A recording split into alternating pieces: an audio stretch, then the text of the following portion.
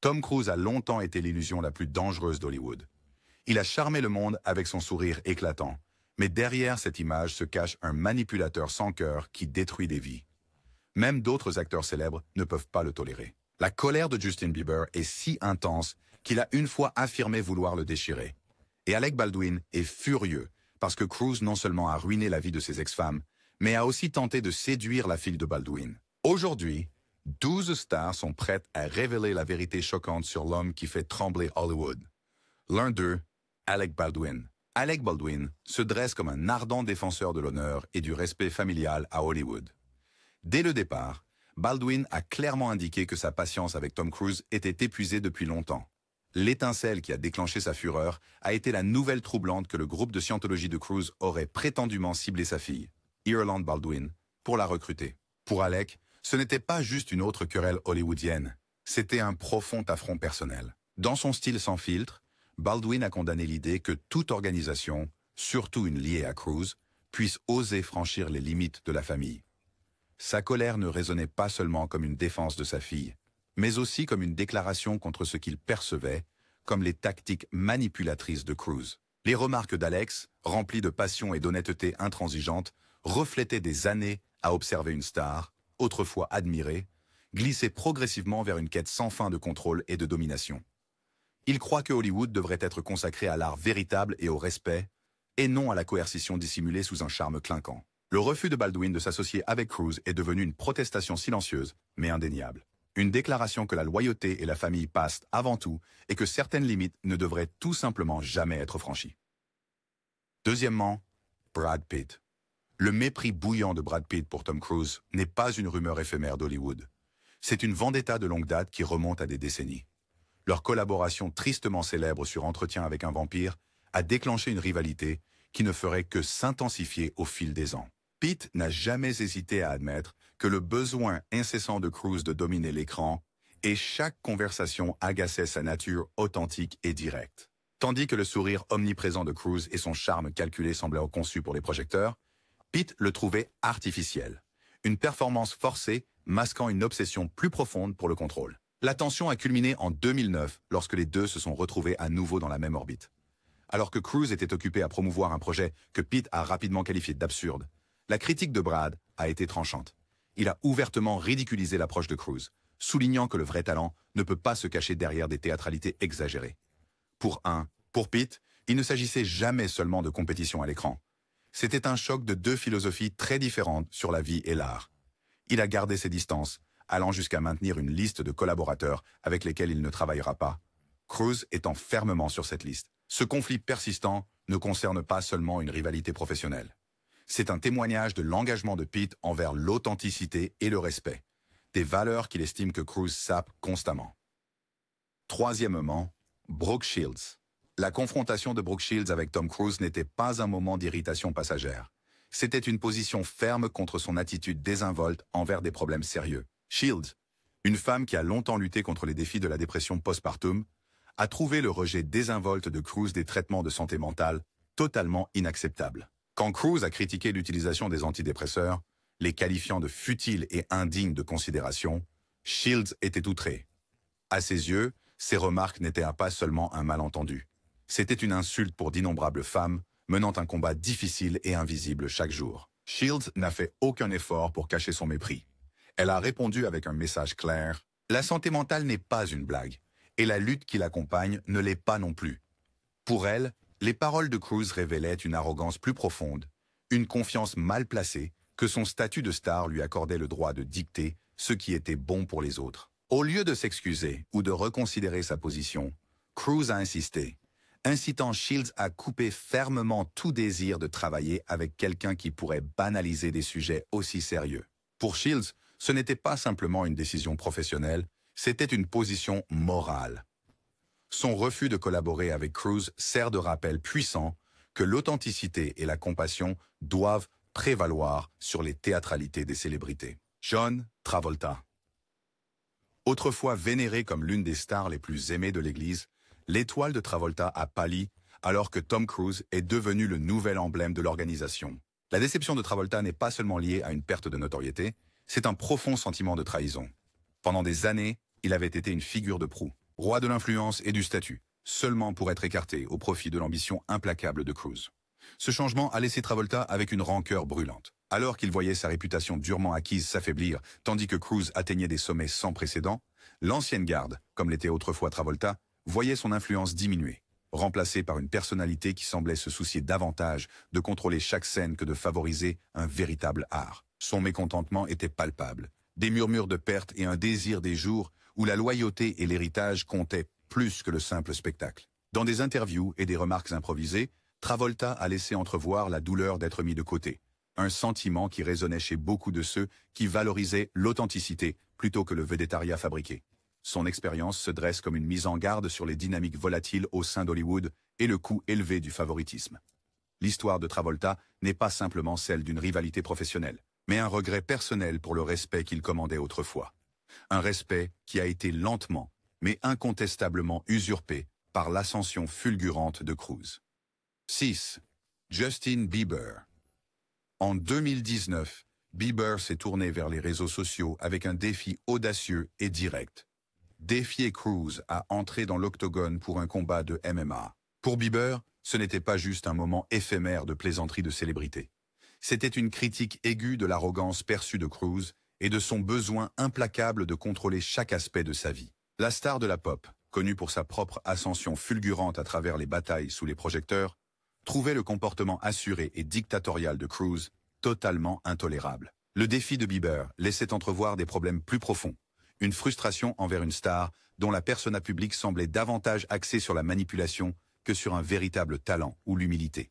Ces mots, livrés avec l'énergie brute de la jeunesse et de la défiance, ont trouvé un écho chez les fans lassés du clinquant et du vernis, masquant un égocentrisme sous-jacent. L'appel de Bieber à combattre concernait autant la récupération de sa dignité personnelle que la dénonciation de l'influence indue de Cruise selon lui. C'était une déclaration publique que certaines limites ne devraient jamais être franchies, surtout quand il s'agit de valeurs personnelles et de respect. En agissant ainsi, Bieber a rejoint un chœur croissant de voix à Hollywood qui refusait de se taire face aux dynamiques de pouvoir établies.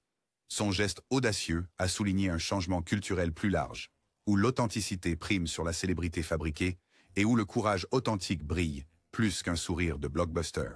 7.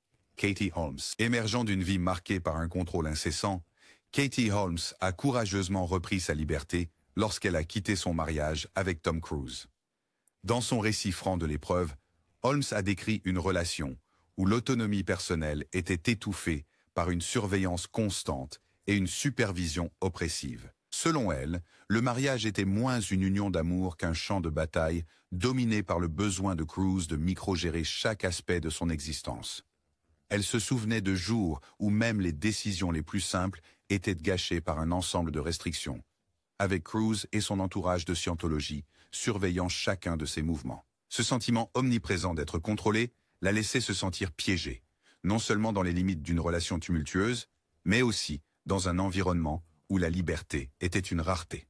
Son départ final était un acte d'auto-libération, une déclaration puissante selon laquelle aucune notoriété ou charme persuasif ne pouvait justifier l'érosion de la dignité personnelle. Pour Holmes, l'expérience est devenue un tournant, l'éloignant d'un monde où le contrôle éclipsait la compassion et où les exigences d'un partenaire dominateur laissaient peu de place à l'individualité. Son parcours, de la répression à l'autonomisation, résonne avec ceux qui préfèrent l'indépendance à la conformité. En fin de compte, l'histoire de Holmes rappelle que même dans le chaos étincelant d'Hollywood, la lutte pour la liberté personnelle reste la bataille la plus profonde de toutes. Environ 280 mots. 8. Kirstie Alley.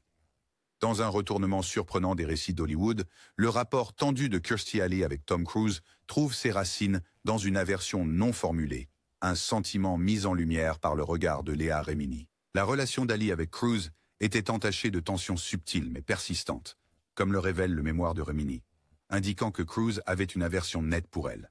Cette querelle tacite n'était pas marquée par des conflits évidents sur le plateau, mais par une série d'incidents qui ont progressivement miné toute possibilité de collaboration. Ali, connu pour sa nature franche et son authenticité sans compromis, s'est retrouvé confronté à l'attitude méprisante de Cruise, qui au fil du temps a engendré un ressentiment silencieux. L'atmosphère sur le plateau devint empreinte de malaise, alors que le mépris mutuel semblait, pour Ali, Ce n'était pas seulement un grief personnel. C'était emblématique d'un schéma plus large, dans lequel la personnalité hors norme de Cruise entrait en conflit avec ceux qui valorisaient la sincérité et le respect mutuel. Les expériences des vétérans d'Hollywood servent d'avertissement sur la façon dont l'ego démesuré et le favoritisme sélectif peuvent empoisonner les relations professionnelles. Malgré l'attrait du succès des superproductions, la rencontre d'Haley avec Cruise l'a laissé désillusionné par le monde du charme fabriqué et de l'autopromotion incessante. En s'éloignant, elle a souligné son engagement envers l'intégrité, préférant un environnement honnête, bien que difficile, à un environnement dicté par la puissance des grandes stars. 9e, Léa Remini. Traçant son propre chemin loin des contraintes de l'Église de Scientologie, Léa Remini est devenue l'une des critiques les plus virulentes de Tom Cruise et du fonctionnement interne de la secte. Le départ de Remini n'était pas seulement une émancipation personnelle, mais une prise de position publique audacieuse contre ce qu'elle voyait comme une culture de tromperie et de manipulation. Avec une franchise sans compromis, elle a raconté comment le comportement de Cruise et sa loyauté indéfectible envers les dirigeants de la Scientologie ont favorisé un environnement où la vérité était souvent sacrifiée au profit du spectacle. Dans ses critiques acerbes, Remini soulignait le paradoxe d'un homme qui, malgré son charme hollywoodien, opérait derrière un voile de dogmes rigides et de secrets. Elle se souvenait de nombreuses occasions où les actions de Cruise sur le plateau et en dehors reflétaient une inquiétante priorité du contrôle sur la collaboration. Les mots de Remini, débordant à la fois de douleur et de défi, ont résonné avec d'innombrables autres personnes qui avaient été témoins du côté sombre de l'industrie du divertissement. En prenant du recul et en partageant son histoire, elle a non seulement mis en lumière le fonctionnement interne de la Scientologie, mais a aussi remis en question les récits de longue date qui protégeaient ses figures les plus en vue. Sa détermination inébranlable à dire la vérité au pouvoir l'a transformé en symbole de résistance. Par son témoignage, Remini invite les autres à remettre en question le coût de l'allégeance aveugle et le véritable prix de la célébrité. Le 10. Lisa Marie Presley. Le mépris de Lisa Marie Presley pour Tom Cruise est profond, ancré dans son engagement indéfectible envers la liberté personnelle et sa répudiation des forces contrôlantes de la Scientologie. En tant que fille d'une légende musicale emblématique, Lisa Marie n'était pas étrangère à l'attention publique. Pourtant, malgré le faste et le glamour de son propre héritage, elle s'est sentie obligée de confronter l'influence omniprésente de la puissance selon Cruise. Ses critiques ne provenaient ni de l'envie, ni du désir d'attirer l'attention, mais d'une véritable inquiétude sur la façon dont l'engagement profond de Cruise dans la Scientologie sape les principes d'individualité et d'autodétermination. Lisa Marie a condamné la volonté incessante de Cruise d'utiliser son influence comme un outil pour façonner la vie de ceux qui l'entourent, considérant ses actions comme une tentative insidieuse de contrôler et manipuler. Dans ses réflexions franches, elle se rappelait des moments où son comportement autoritaire éclipsait toute apparence de véritable connexion humaine, laissant peu de place pour l'empathie ou le respect mutuel. Pour elle, l'attrait de la célébrité était terni par un cocktail dangereux d'ego et de dogme, une menace qui risquait d'éroder l'essence même de ce que signifie être libre. Elle affirmait que les dynamiques de pouvoir en jeu dans le monde de Cruise n'étaient pas une question de collaboration artistique, mais de subjugation et d'exploitation. La réprobation publique de Lisa Marie envers les méthodes de Cruise a résonné avec ceux qui ont longtemps questionné l'intersection entre la célébrité, le pouvoir et les systèmes de croyances rigides. Sa position était un appel à reprendre le contrôle du récit, à se lever contre toute force cherchant à diminuer l'autonomie individuelle au nom de la loyauté institutionnelle. En fin de compte, sa défiance a servi à la fois de catharsis personnelle et de commentaires plus larges sur les dangers de l'influence incontrôlée, s'assurant que sa voix, non filtrée et résolue, reste un contrepoint puissant dans le dialogue en cours sur le véritable coût de la célébrité et du contrôle. Sur Beer, Mark Wahlberg. La réaction de Mark Wahlberg aux commentaires controversés de Tom Cruise a suscité un tollé qui a résonné à travers Hollywood. Connu pour sa propre authenticité brutale et une carrière bâtie sur le travail acharné et le talent brut, Wahlberg trouvait la comparaison de Cruise entre le métier d'acteur et les rigueurs du véritable combat militaire totalement délirante. À ses yeux, l'idée qu'un plateau de tournage puisse un jour égaler les dures réalités de la guerre n'était pas seulement une grossière déformation, mais un profond manque de respect envers ceux qui ont véritablement servi sur le champ de bataille. La fureur de Wahlberg était palpable, un mélange bouillonnant d'indignation et de frustration face à ce qu'il considérait comme une intrusion flagrante de la fantaisie hollywoodienne dans le domaine du vrai sacrifice. Il soutenait qu'est rempli de chaos, de douleur et du prix ultime de la vie, en contraste frappant avec les théâtralisations scénarisées qui dominent le grand écran. Pour Wahlberg, les remarques de Cruise étaient emblématiques d'un problème plus large dans l'industrie cinématographique. Une tendance à privilégier le spectacle et la bravade au détriment de la vérité brute et sans phare de l'expérience humaine. Sa diatribe passionnée ne concernait pas seulement un commentaire mal avisé, mais une culture persistante d'exagération qui sape la gravité du véritable héroïsme. En dénonçant vocalement la déclaration de Cruise, Wahlberg s'est positionné comme un gardien de l'authenticité, exigeant que les acteurs et les cinéastes respectent le caractère sacré de l'expérience vécue.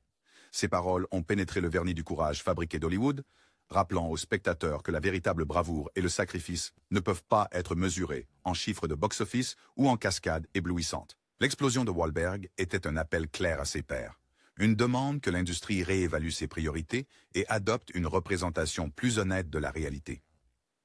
Sa critique franche de la rhétorique hyperbolique de Cruise soulignait une division fondamentale entre l'expression artistique authentique et les théâtralités exagérées, ne laissant aucun doute sur où se situent ses allégeances. 12e, Matt Lauer. La rencontre de Matt Lauer avec Tom Cruise en 2005 est devenue l'un de ces moments infâmes dans l'histoire du divertissement, un choc de deux mondes très différents s'entrechoquant à la télévision nationale. Lauer, connu pour son style d'interview incisif et son engagement à révéler la vérité derrière les façades des célébrités, s'est retrouvé impliqué dans un dialogue tendu et contentieux avec Cruise. Leur interaction n'était pas simplement une session de questions-réponses.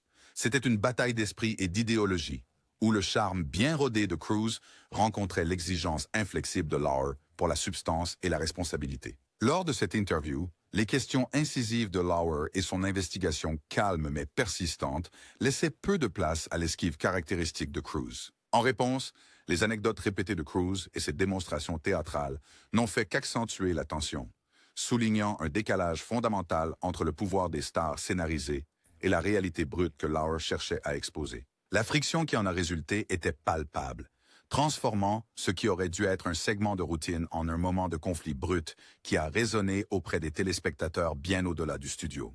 Plus tard, Lauer a rappelé la rencontre comme un moment où le vernis de la perfection hollywoodienne a été brutalement arraché, révélant un courant de désespoir et de contrôle qui caractérisait la personnalité publique de Cruise. Pour Lauer, l'épisode a souligné une vérité critique. Derrière la façade brillante du succès des blockbusters, se cache souvent un jeu complexe et parfois troublant de pouvoir, de manipulation et de quête incessante de l'image. Ces souvenirs dépeignent Cruise comme une figure plus préoccupée par le maintien d'une illusion que par l'engagement dans un dialogue authentique. Un sentiment qui a jeté une longue ombre sur les interactions ultérieures et demeure un avertissement sur les dangers de l'influence incontrôlée des célébrités. Le nasty Mickey Rourke. Mickey Rourke n'a jamais caché ses mots lorsqu'il s'agit de son opinion sur Tom Cruise. Avec une carrière définie par son réalisme brut et ses performances sans filtre, Rourke s'est retrouvé de plus en plus désillusionné par ce qu'il considérait comme l'approche répétitive et monotone de Cruise en matière d'interprétation. Dans ses évaluations franches, Rourke a rejeté Cruise comme un acteur qui s'appuyait fortement sur une série de cascades stéréotypées et une image publique minutieusement élaborée, plutôt que sur le type de profondeur émotionnelle et d'évolution qu'il valorisait lui-même dans son art. Pour O'Rourke, le problème n'était pas seulement que les performances de Cruise manquaient de nuances. C'était l'impression omniprésente que Cruise se contentait d'une personnalité unique et immuable, devenue synonyme de spectacle excessif. Rourke se souvenait d'instances sur le plateau où l'étincelle de créativité était étouffée par l'insistance de Cruise à suivre un scénario rigide et prédéterminé de promotion personnelle et de théâtralité excessive. Cette approche, plaidait-il, privait finalement le public de la chance de voir une véritable transformation, caractéristique d'un jeu d'acteur vraiment exceptionnel. Il était particulièrement critique de la façon dont le travail de Cruise semblait célébrer la médiocrité, masqué par des budgets de superproduction. Plutôt que de repousser les limites de l'art, la perspective de Rourke était un cri d'alarme à un public plus exigeant, qui réclame évolution et authenticité de la part de ses artistes. Ses remarques, bien que livrées avec sa franchise caractéristique, étaient également empreintes d'une passion pour une industrie qui devrait constamment se réinventer. À travers ses critiques sans filtre, Rourke a clairement montré que pour lui, le véritable jeu d'acteur consistait à prendre des risques, à évoluer avec chaque rôle et à ne jamais se reposer sur ses lauriers passés. 14e, Nicole Kidman. L'expérience tumultueuse de Nicole Kidman avec Tom Cruise reste gravée dans sa mémoire comme une période marquée par un contrôle accablant et un épuisement émotionnel. Autrefois engagé dans ce que beaucoup supposaient être une union glamour, Kidman a rapidement découvert que la réalité derrière le faste était loin du conte de fées imaginé par beaucoup. Elle décrit sa période avec Cruise comme une attaque incessante de surveillance et de domination, où chaque aspect de sa vie personnelle et professionnelle était méticuleusement contrôlé. L'essence même de son individualité semblait systématiquement érodée, car les exigences de Cruise et l'influence omniprésente de la scientologie projetaient de longues ombres sur son autonomie. Le récit de Kidman n'est pas simplement un regret, mais une tristesse profonde, un sentiment d'être à la dérive dans un partenariat où sa voix était noyée par la présence écrasante de Cruise. Le divorce est survenu comme un choc soudain et brutal, la laissant aux prises avec les répercussions d'une relation qui avait non seulement absorbé son temps, mais aussi érodé sa propre estime. Dans le calme qui a suivi, elle s'est lancée dans un parcours de rétablissement, s'efforçant de reconstruire les parties d'elle-même qui avaient été éclipsées par le contrôle constant. Les réflexions de Kidman révèlent un désir profondément enraciné de liberté, une envie de retrouver l'esprit indépendant qui la définissait autrefois. Son combat est un rappel poignant qu'à Hollywood, le bien-être personnel et les connexions authentiques sont souvent sacrifiés sur l'autel de la célébrité et du pouvoir.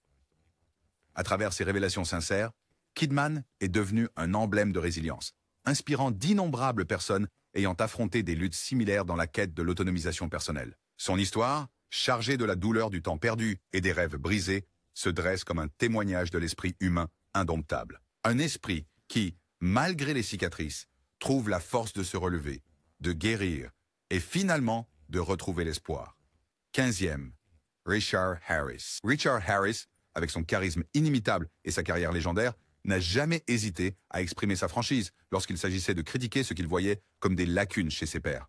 Ses réflexions sur les talents d'acteur de Tom Cruise étaient particulièrement acerbes, Harris remettant en question la profondeur et la polyvalence qu'il croyait essentielles à une véritable grande performance. Dans son opinion sans détour, l'approche de Cruise à l'art du jeu était alarmante de répétition.